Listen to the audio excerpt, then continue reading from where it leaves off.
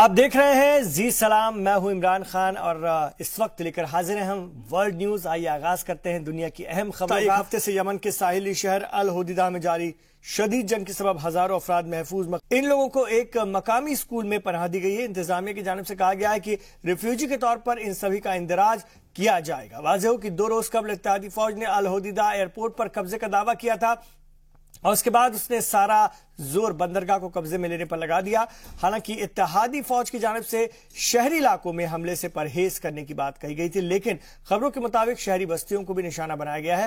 حملے کی وجہ سے پورے علاقے میں حقوق انسانی کا شدید بحران پیدا ہونے کا خطرہ ہے۔ آپ کو بتا دیں کہ الحدیدہ پورٹ کو یمن کا شہر رق کہا جاتا ہے اور باہر سے آنے والی ساری چیزیں یہیں سے شہر میں داخل ہوتی ہیں۔ ادھر اتحادی افواج نے شمالی شہر سادہ میں بھی جنگی کارروائی شروع کرنے کا دعویٰ کیا ہے اور سرکاری فوج کے مطابق سادہ کے آس پاس کے علاقے پر اتحادی فوج نے قبضہ کر لیا ہے۔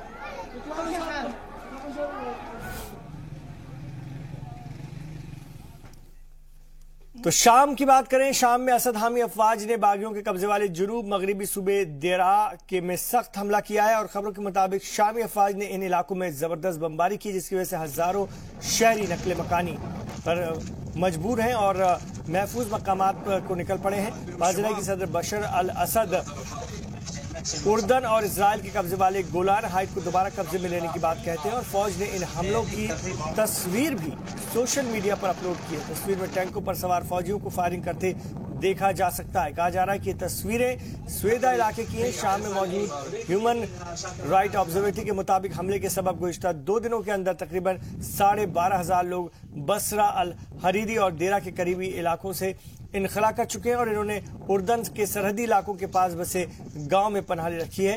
شامی فوج کے موجودہ حملے کے بعد 7 سالہ پرانی جنگ میں دوبارہ شدت پیدا ہونے کا خطرہ بڑھ گیا ہے۔ امریکہ نے جوابی کارروائی کی دھمکی دیتے ہوئے شام کو متنبع کیا ہے۔ امریکہ نے معاہدے کی خلاف ورزی کی صورت میں سخت قدم اٹھانے کی وارننگ دی ہے۔ سرکاری میڈیا کے مطابق شمال مشرقی اور جنوب مغربی دیرہ میں باغیوں کی طاقت ختم کرنے کے لیے یہ حملہ کیا گیا ہے۔ واضح ہے کہ مشرقی علاقے پر قبضے کے بعد اسد حامی فوج نے اب پورا دھیان جنوبی علاقے پر مرکوز کر رکھا ہے۔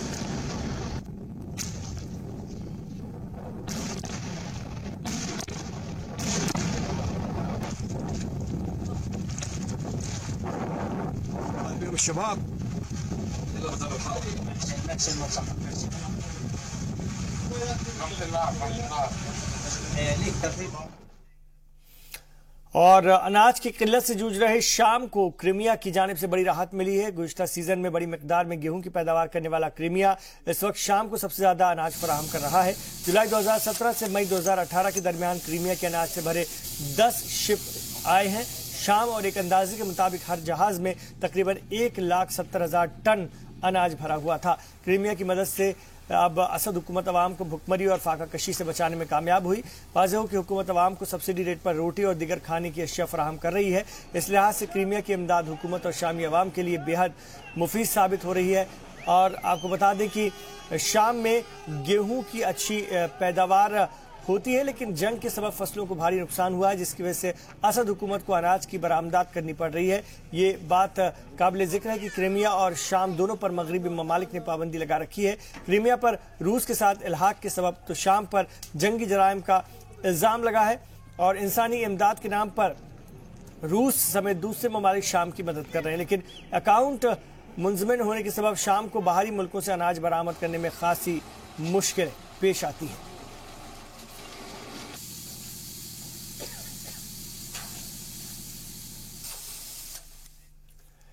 جرمن چانسلر انجلا مارکل نے کہا کہ یورپی ممالک ایران کے نیوکلیئر پروگرام کے حوالے سے تشویش کا شکار ہیں۔ اردن دورے کے دوران شاہ عبداللہ کے ساتھ مشترکہ پریس کانفرنس میں انہوں نے اس بات پر زور دیا کہ مشرق وسطی میں تہران کے جارحانہ عزائم کو روکنے کے لیے حل تلاش کیا جانا چاہیے۔ واضح ہو کہ ایران کے جوہری معاہدے سے امریکہ کی علیحدگی کے باوجود جرمنی ابھی تک اس سمجھوتے پر کاربند ہے۔ انہوں نے کہا کہ یورپی ممالک اس معاہدے کو قائم رکھنے کے خواہش مند ہے، لیکن ایران کے جوہری پروگرام، شام میں ایرانی فوج کی موجودگی اور حوثیوں کے امداد کو لے کر تشویش میں مبتلا ہے۔ وہیں شاہ عبداللہ نے کہا ہے کہ خطے میں فلسطینی ریاست میں اس وقت تک امن قائم نہیں ہو سکتا جب تک کہ آزاد فلسطین ریاست قائم نہیں ہوتی۔ 2 روزہ دورے کے دوران جرمنی اور اردن کے مابین مختلف شعبوں میں باہمی تعاون اور شراکت کو لے کر بات چیت ہوئی۔ There can be no peace nor stability in the region without a just and lasting solution that leads to the establishment of an independent Palestinian state with East Jerusalem as its capital, living side by side with Israel in peace and security. In Jerusalem, Jordan remains committed to upholding its role as well as its responsibility as custodian of Islamic and Christian holy sites. We also see eye to eye on the need for a political solution in Syria that guarantees the country's territorial integrity and the unity of its people. اردن کا 2 روزہ دورہ ختم کر کے German chancellor لبنان پہنچ چکی ہیں۔ ایئرپورٹ پہنچنے پر لبنانی فوج کے سینئر اہلکاروں نے ان کا استقبال کیا۔ انجیلا مارکل لبنان میں بھی 2 روز قیام کریں گی۔ ایئرپورٹ سے اس مارکل سیدھے لبنانی حکومت کے صدر دفتر پہنچی، وہاں پر وزیر اعظم سعد الحریری نے ان کا استقبال کیا۔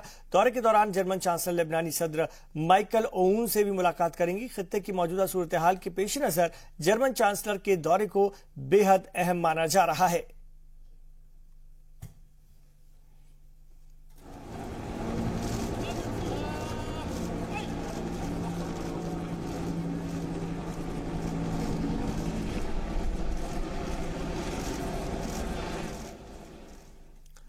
ادھر لبنان نے بیروت اور دوسرے مقامات پر رہ رہے شامی پناہ گزینوں کی محفوظ، پروکار اور باعزت واپسی کو یقینی بنانے کی اپیل کی ہے۔ واضح ہو کہ شام میں خانہ جنگی شروع ہونے کے بعد لاکھوں کی تعداد میں شامی شہر لبنان ہجرت کر چکے شامی شہری۔ لبنانی حکومت کو اس بات کا اندیشہ کہ اگر ان کی جلد واپسی ممکن نہیں ہوئی تو لبنان نیا سیٹلمنٹ بن جائے گا۔ واضح ہو کہ وزارت خارجہ کا یہ الزام ہے کہ UNHRC مہاجرین کی واپسی کی راہ میں روڑا اٹکا رہا ہے۔ UNHRC کا کہنا ہے کہ ان کی واپسی خطرے سے خالی نہیں ہے۔ اس حوالے سے لبنان UNHRC کے جواب کا انتظار کر رہا ہے۔ وزارت خارجہ کے مشیر اولا بطرس نے پناہ گزینوں کو جبرن بھیجنے کا الزام مسترد کرتے ہوئے کہا کہ UNHRC کے سخت موقف کے سبب لوگ گھروں کو واپس نہیں جا پا رہے ہیں۔ لبنان میں اس وقت 10 لاکھ سے زیادہ رجسٹرڈ پناہ گزین ہیں شامی، جبکہ 5 لاکھ کے قریب ان رجسٹرڈ پناہ گزین بتائے جاتے ہیں۔ یہ سب UN کی امداد پر منحصر ہیں۔ اولا بطرس مشیر برائے وزارت خارجہ ہیں لبنان کے۔ UNHRC کا سخت موقف قائم ہے۔ آرٹیکل 51 کے مطابق جو گھر نہیں جانا چاہتے وہ لبنان میں رک سکتے ہیں۔ میں نے ارسال میں رہ رہے لوگوں سے پوچھا تھا کہ کیا انہیں جبرن لبنان سے بھیجا جا رہا ہے۔ اگر ان کا جواب نہ میں ہے تو صاف ہے کہ لبنان پر لگا الزام بے بنیاد ہے، کیونکہ بے گھر ہو چکے لوگ خود بخود اپنے گھر شام واپس جانا چاہتے ہیں اور لبنانی حکومت ان کی مدد کر رہی ہے۔ پرنس ولیمز آئندہ 25 جون کو اسرائیل اور فلسطین کا دورہ کرنے والے ہیں۔ اسرائیلی ریاست کے وجود میں آنے کے بعد پرنس ولیم اس علاقے کا دورہ کرنے والے ہیں۔ برٹش شاہی خاندان کے پہلے فرد وہ ہوں گے۔ 70 سال قبل برٹش فوج علاقے کی تقسیم کے بعد واپس انگلینڈ لوٹ گئی تھی اور یہی وہی دن سینکڑوں سال تک ملک بدر رہنے کے بعد پہلی یہودی ریاست کا قیام عمل میں آیا تھا، لیکن یہ تقسیم مسلم اور یہودیوں کے درمیان آج بھی تنازع کا سبب بنی ہوئی ہے۔ خبروں کے مطابق 3 روزہ دورے کے دوران پرنس ولیم یروشلم کے کنگ ڈیوڈ ہوٹل میں قیام کریں گے اور 1946 میں یہودی ملیٹنٹوں نے اس ہوٹل پر حملہ کر کے 90 لوگوں کو ہلاک کر دیا تھا۔ آپ کو بتا دیں کہ 1917 میں سلطنت عثمانیہ کے خاتمے کے بعد ارض مقدس پر برطانیہ کا قبضہ ہو گیا تھا اور نومبر 2000 اگر ہم بات کرتے ہیں تو تاریخی بالفور ڈکلیریشن سامنے آیا تھا۔ برطانیہ کے وزیر خارجہ نے فلسطین میں یہودی ملک کے لیے حمایت کا اعلان کیا۔ فلسطینی آج بھی اس حق میں سے دستبردار نہیں ہوئے ہیں۔ 1922 میں لیگ آف نیشن نے بالفور ڈکلیریشن کو منظوری دی اور 1948 میں UN جنرل اسمبلی نے فلسطین میں علیحدہ عرب اور یہودی ریاست کے قیام کو منظوری دی۔ اس طرح 14 مئی 1948 کو آزاد اسرائیل ریاست کا قیام ہوا تھا۔ مانا جا رہا ہے کہ پرنس ولیمز کے دورے کے بعد اسرائیلی موقف کو مزید مضبوطی حاصل ہوگی۔ واضح ہو کہ امریکہ پہلے ہی یروشلم کو اسرائیلی راجدھانی تسلیم کر چکا ہے۔ دورے کے دوران پرنس ولیمز فلسطینی صدر محمود عباس سے بھی ملیں گے۔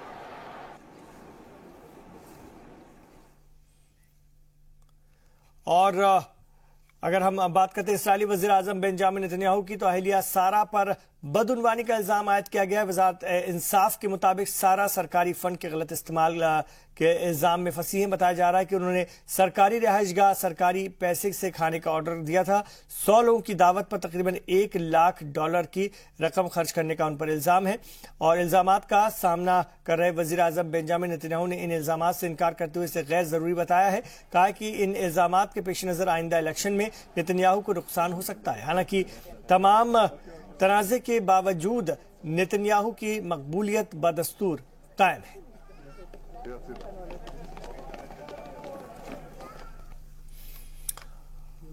गुज़िश्ता पीर को सुमात्रा के लेक टूबा में हुए हादसे में लापता हुए लोगों की तलाश जारी है। अभी भी 192 अफराद लापता हैं और इस हादसे में 18 अफराद को बचा लिया गया है, जबकि 3 लाशें बरामद की जा चुकी है। अंदेशा है कि हलाक होने वालों की तादाद 100 से तजावुज कर सकती है। इंडोनेशिया में छोटे जहाज का ये सबसे बड़ा हादसा माना जा रहा है। The situation I think is same with the previous day. So today is we just do same things like yesterday. We used our tools and equipment to how to find and to search the victim. यहाँ रुक रहे हैं एक छोटे से वक्फे के लिए, लौट रहे हैं दुनिया की और भी खबरों के साथ। आप देखते रहिए वर्ल्ड न्यूज।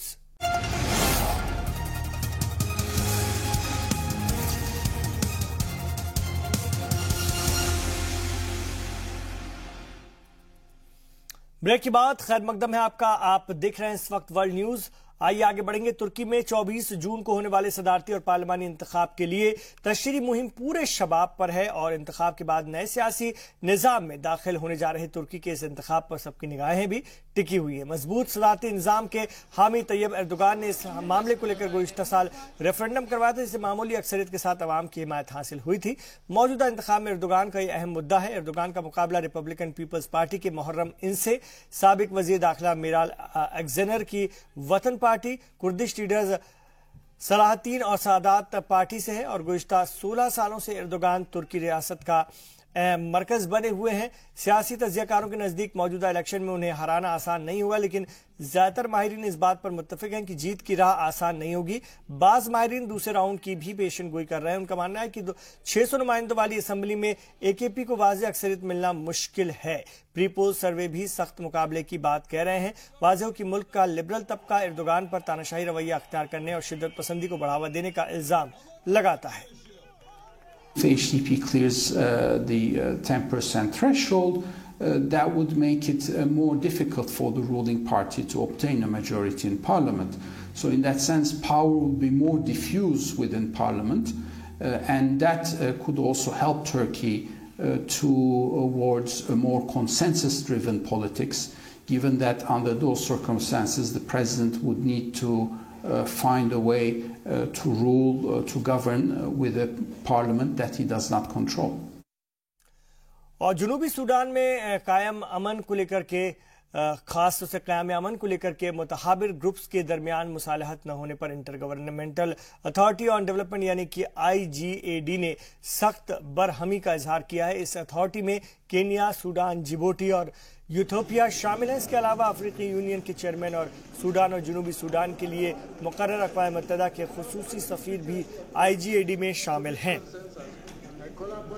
इथियोपिया की राजधानी अदीस अबाबा में सरबराह इजलास ने जनूबी सूडान के सदर और बागियों से कहा गया है कि मुल्क में अमन कायम करने के लिए फौरी अमल किया जाए। अफ्रीकी लीडर ने कहा कि फरीकैन की वादा खिलाफी के सबब सब्र का पैमाना लबरूज हो चुका है और अब मजीद मोहलत नहीं दी जा सकती। वाज़ेह है कि 2016 के बाद ये पहला मौका है जब इलाकाई लीडरान सदर सल्वा कीर और रिबेल लीडर रिक मशार को बातचीत के लिए नेगोशिएशन टेबल पर लेकर आए हैं और 5 सालों से चल रही खाना जंगी को खत्म करने की सिमत में इलाकाई लीडरान की इस पहल को बेहद अहम माना जा रहा है। इस जंग में हजारों अफराद हलाक हो चुके हैं, जबकि 30 लाख से ज्यादा लोग घर बार छोड़कर महफूज मकामात पर मुंतकिल हो रहे हैं। शुमाली सूडान से आज़ाद होकर 2011 में जनूबी सूडान का क़याम हुआ था, लेकिन आज़ादी के 2 साल बाद ही खाना जंगी शुरू हो गई और 2016 तक आते आते मुआहिदा खत्म हो गया, राजधानी जुबा में मशार की वापसी के बाद ही।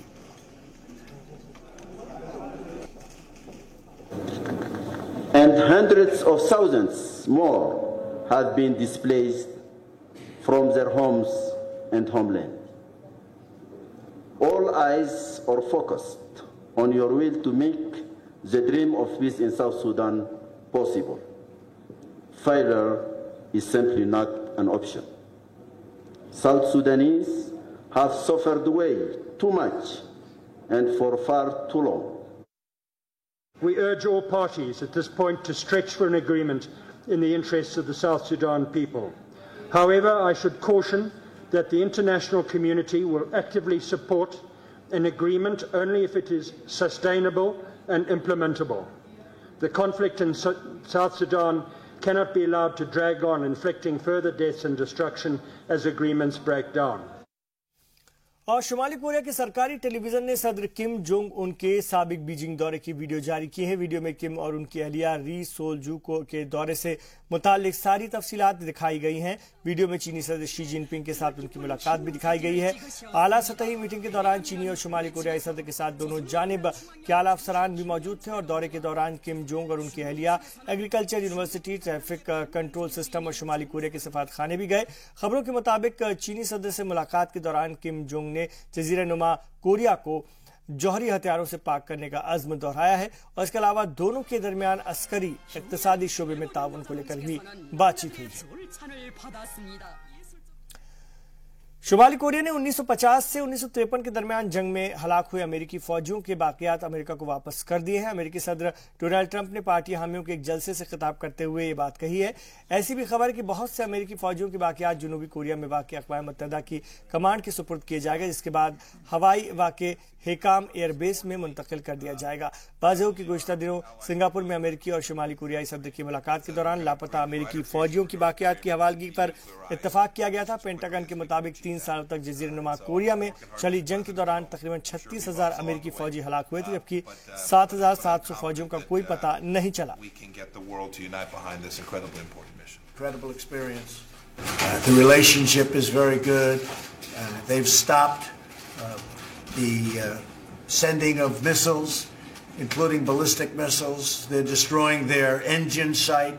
They're blowing it up. They've already blown up one of their big test sites. In fact, it was actually 4 of their big test sites. And the big thing is it will be a total denuclearization, which is already taking place. And I understand, Mike, that they've already sent back or in the process of sending back the remains of our great heroes who died in North Korea during the war. And that's already in the process of coming back. Plus, as you all know, और एक छोटा सा वक्फा हम यहाँ पर लेंगे, लौटेंगे तो आलमी वर्ल्ड फुटबॉल कप की बात करेंगे इस वक्फे के बाद।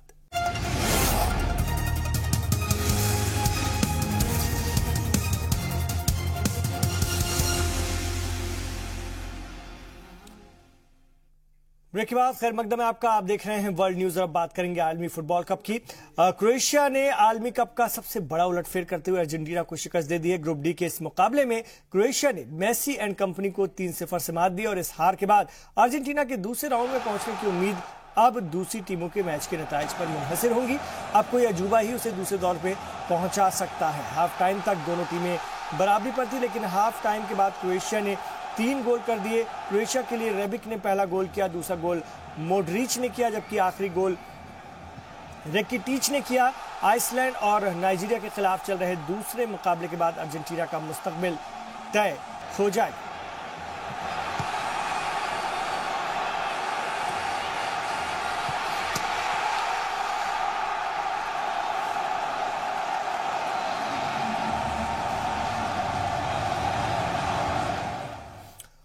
और साबिक चैंपियन फ्रांस की टीम को भी सख्त मेहनत करनी पड़ी, लेकिन टीम खुशकिस्मत रही कि उसे जीत मिली। दूसरे मुकाबले में फ्रांस ने पेरू को 1-0 से शिकस्त देकर के सेकेंड राउंड में अपनी जगह पक्की कर ली। मैच का फैसला कुन गोल पहले हाफ के 34वें मिनट में किया गया। 19 साला एमबापे ने गोल करके आलमी कप के रिकॉर्ड बुक में अपना नाम दर्ज करा लिया। इस गोल के साथ ही एमबापे आलमी कप में गोल करने वाले सबसे कम उम्र के खिलाड़ी भी बन गए।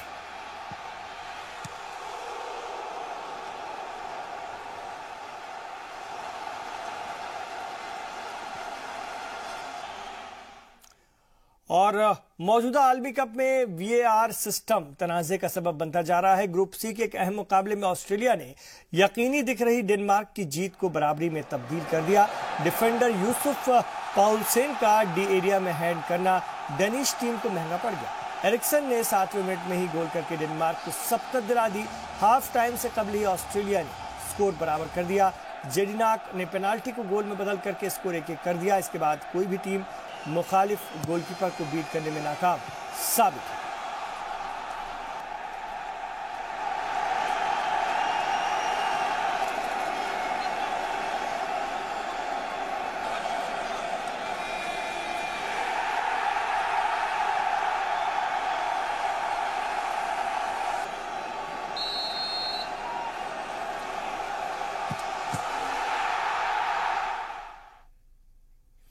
اور سنیچر کو عالمی کپ میں 3 مقابلے کھیلے جائیں گے۔ پہلا مقابلہ بیلجیم اور ٹونیشیا کے درمیان کھیلا جائے گا۔ ماسکو میں کھیلا جانے والا گروپ جی کا یہ مقابلہ ہندوستانی وقت کے مطابق شام 5:30 بجے سے شروع ہوگا۔ پہلے مقابلے میں برازیل کو سوئٹزرلینڈ کے خلاف پوائنٹ شیئر کرنا پڑا تھا۔ دوسرے مقابلے میں میکسیکو اور جنوبی کوریا کی ٹیمیں آمنے سامنے ہوں گی۔ گروپ اے کا اگر ہم گروپ ایف کے مقابلے کی بات کرتے ہیں تو یہ مقابلہ روستوف اودون میں شام 8:30 بجے سے شروع ہوگا اور سب سے اہم مقابلہ سوچی میں کھیلا جائے گا۔ گروپ ایف میں سویڈن اور جرمنی کی ٹیمیں آمنے سامنے ہوں گی۔ ٹورنامنٹ میں بنے رہنے کے لیے جرمنی کو یہ میچ ہر حال میں جیتنا ہوگا۔